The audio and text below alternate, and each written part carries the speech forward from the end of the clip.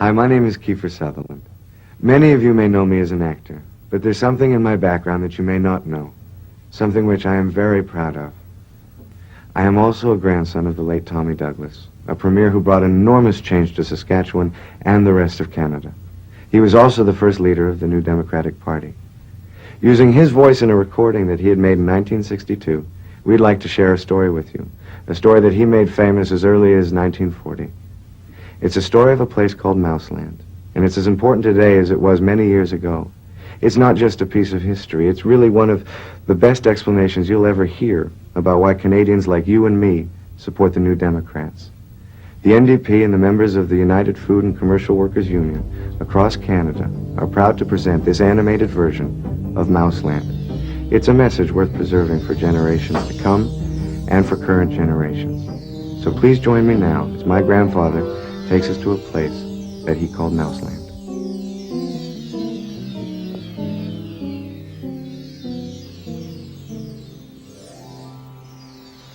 It's a story of a place called Mouseland.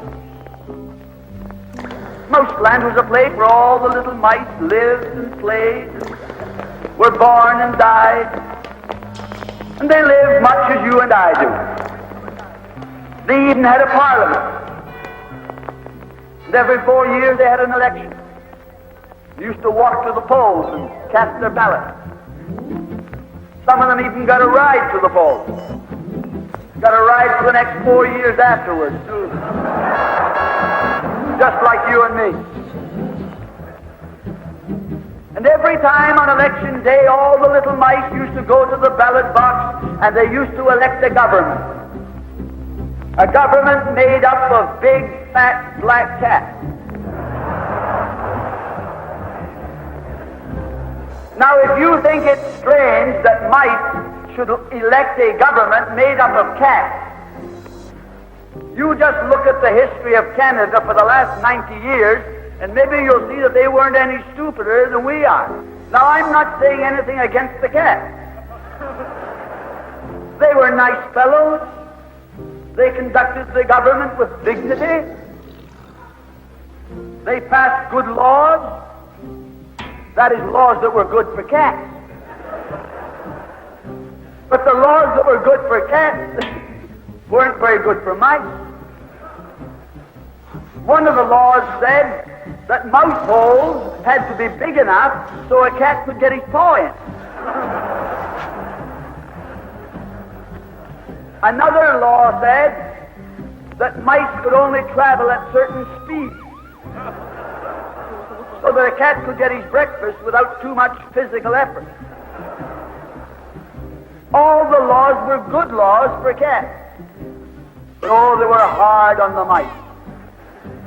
And life was getting harder and harder. And when the mice couldn't put up with it anymore, they decided something had to be done about it. So they went en masse to the polls. They voted the black cat out. They put in the white cat. The white cat had put up a terrific campaign. They said all that Mouseland needs is more vision. They said the trouble with Mouseland is those round mouse holes we've got.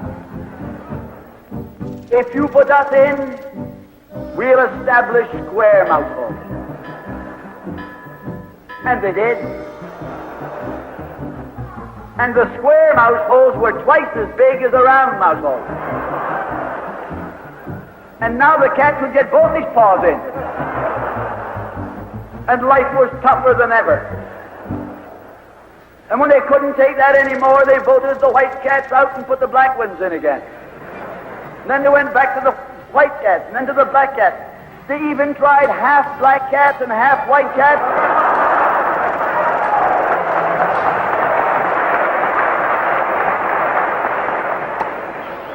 And they called that coalition.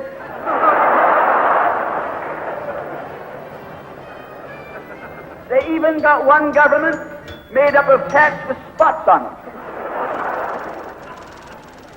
They were cats that tried to make a noise like a mouse, but they ate like a cat. You see, my friends, the trouble wasn't with the color of the cat. The trouble was that they were cats. And because they were cats, they naturally looked after cats instead of mice. Presently, there came along one little mouse who had an idea. My friends, watch out for the little fellow with an idea. And he said to the other mice, look, fellas, why do we keep on electing a government made up of cats? Why don't we elect a government made up of mice? Oh, they said he's a Bolshevik. Lock him up. So they put him in jail. But I want to remind you that you can lock up a mouse or a man, but you can't lock up an idea.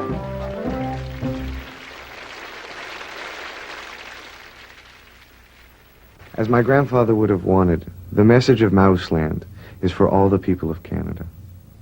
We hope you have enjoyed this production, and we hope that it has left you with something to think about.